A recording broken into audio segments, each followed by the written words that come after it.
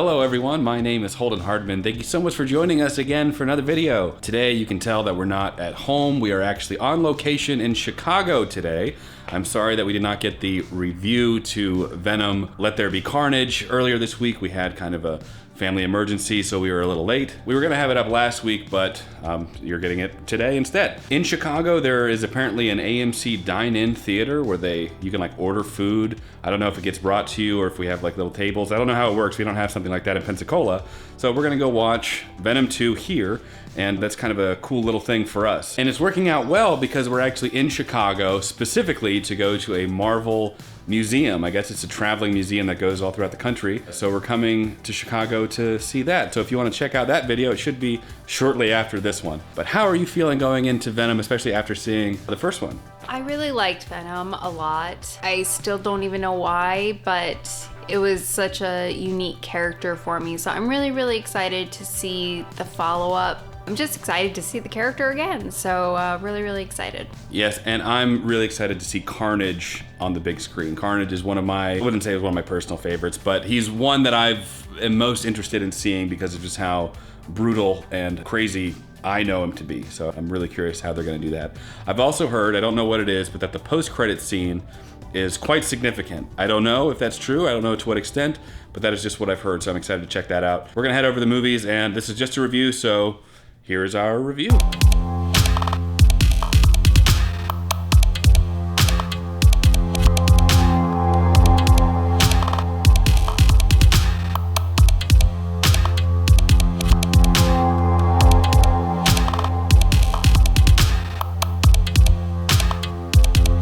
These are really nice seats. Oh, so comfortable. I like it. We need one of these. You got these little trays. Like I'm on an airplane. Except more comfortable and roomy. A+. And we're back from the theater. A couple things. First thing is that theater had the best seats I've ever sat in a movie theater. And I'm sure by Chicago standards, it was probably just normal. But those are some really comfy seats. The legs went up. We had people that brought us some food and stuff. Right on. Yeah, it was definitely the best theater I think I've been to. The seats, like Holden said, were really comfortable. They're not just like normal movie seats where you can put your feet up. They were just like, you sink into them, but not too much. So it was just perfect. Like Holden said, they brought us our food, which was really nice. And it was perfect. Best experience. It was AMC downtown Chicago, so it was perfect. I also think there's like 4 AMCs within like a block radius, so I don't know which one we went to, but one of them was great. Anyway, the movie itself, I really enjoyed it. Andy Serkis directed this one. I didn't realize that till the very end, so that was kind of cool. Carnage. I guess they decided to redo his hair because at the post credits of the first one he had like his curly hair, and this one he had like a regular type of haircut. I don't know, that's not a big thing, it's just something I noticed. I'm trying to think if there's anything negative that comes to mind. It felt like a good movie. It was a fun popcorn flick.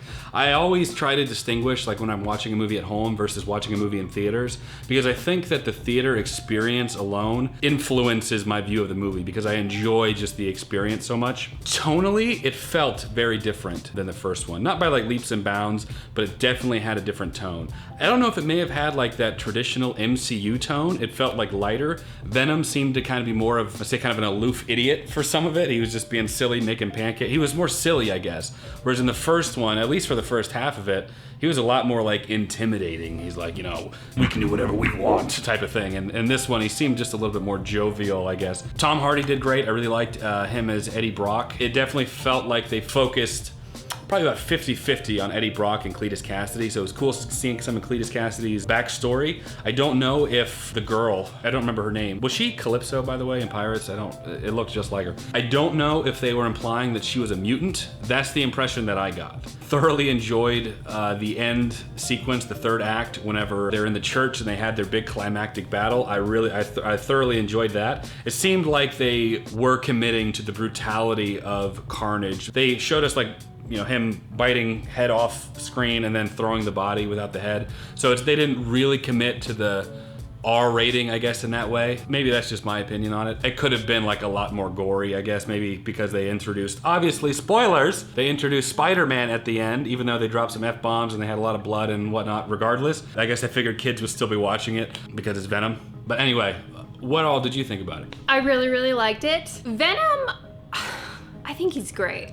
I think he's fantastic. I agree with you on Carnage. Even though I don't know anything about Carnage, the name alone, I thought they would bring a little more brutality. It was fine as far as his character.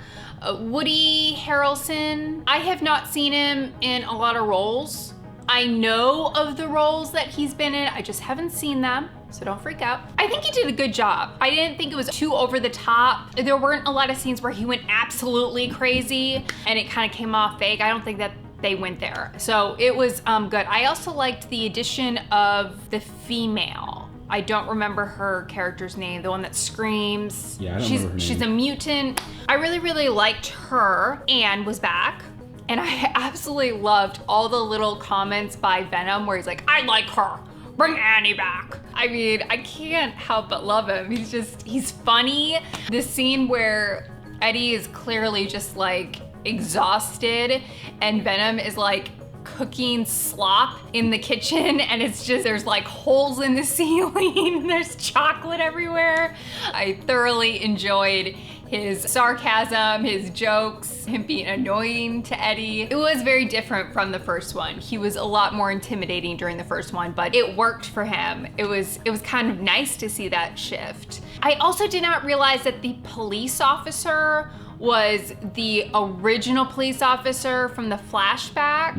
And I also noticed at the final scene in the church, they have an image of him and his eyes lighting up blue. Does that mean he's a mutant? I don't know. If so, why? Was it just based off of her screaming? Because, I mean, she did that with other people and I don't think they turned into mutants. So anybody that may be able to answer that, please do. I thought visually it looked really good. My favorite parts were the scenes between Eddie and Venom. Really, that's what made it for me. These movies made it for me. I love it. They're very entertaining. They have like a bromance going on, and they had like a short little breakup, and he's like, you know, typical like, get out. He starts throwing all his stuff out the window. So that was really funny. I really, really enjoyed it. I liked it a lot. The fight scenes were so good, so good. Even the fiance of Anne jumped in, which was kind of weird, but it was really, really good. I liked it a lot. And then of course the post-credit scene where it's Venom and Eddie and they're in some tropical like resort room, and I believe Venom says, let me show you the capabilities of symbiotes. He did that and it got all flashy and things were changing. It switched to another universe where on the TV there was Spider-Man, Tom Holland. Venom was surprised that that happened. Like that was not what he intended to happen. So Jen and I were discussing the post-credit scene because Venom said something along the lines of, if I were to explain to you all the knowledge I have from being an alien and all these civilizations, it would blow your mind. And Eddie Brock's like, well, sure, let's see you try. And then it seems to me, in my opinion, to let me know what you think, that Venom was gonna like show him something, but simultaneously they got shifted into the other dimension, just happenstance at the same time. Because like Jen said, Venom was surprised, it seems. So my theory is, what I think is that whatever's gonna happen in No Way Home, there's gonna be this convergence, whether caused by Doctor Strange or something else brought them to the MCU, which, by the way, that's a whole other conversation. The fact that this Venom, Eddie Brock, is going to be, or some sort of connection to the MCU, which is amazing. That's what I think. I think that Venom was just happenstance. Venom was gonna show him something, they got transported to the MCU, and then I guess there's gonna be some resolution in No Way Home, which, by the way, is one more character they're gonna have to give some screen time or credibility to. I originally thought that that was purposeful. Like, Venom meant to do that. But when Holden pointed out, like, oh, Venom reacted like he didn't know about it or that was going to happen, I was like, you know what, you're right. If he did intend, I don't know. There's so much gray area there. And it was such a little snippet that who knows? I would love to see Venom in Spider-Man. I mean, I already know that Spider-Man is gonna be really, really good and juicy because every time I watch that preview, which of course, was one of the trailers in the Venom movie. Every time I watch it, I get more and more excited about it. But if they added Venom in there, I mean, the possibilities could be endless. But that's a lot of characters. Yeah. That's a lot of characters to be in one movie. So I honestly feel like it's Hansel and Gretel and just little breadcrumbs at this point. I just get, you know, and we're talking about, well, the Eternals is coming out. Are they gonna have a preview where there's a couple? Are they gonna have a preview with even more breadcrumbs and just leave me hanging? I mean, I can't take it. Welcome to the MCU. We've reached pinnacle fandom because we had to do this every single year, and now you get to be a part of the fan theories and the journey. Could you imagine if we could be like, I don't know what happens, let's pop her the next movie? But not anymore. Not anymore. I totally get it. The excitement of knowing like all your questions are gonna be answered, but you're gonna have to wait 6 months for it, or you know, whatever the case may be. So it's exciting. I would love to see Venom.